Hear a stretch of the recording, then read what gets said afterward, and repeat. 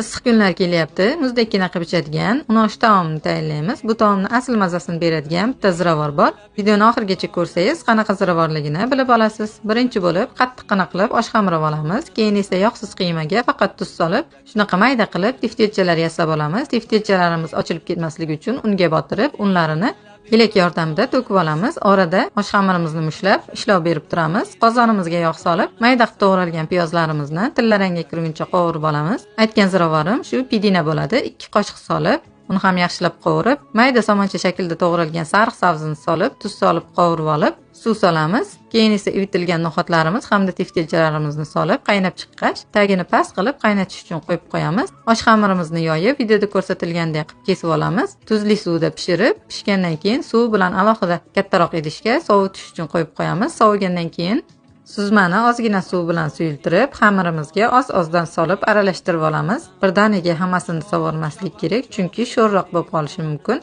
Videoda ko'rsatilgandek qilib suzib olamiz. Pidina ziravori tog'da o'sadigan o'simlikdan olinadi. Bozordan ziravorchilardan so'rab topishingiz mumkin. Retsept yoqqan bo'lsa, like bosib, videoni yaqinlarga jo'natib qo'ying.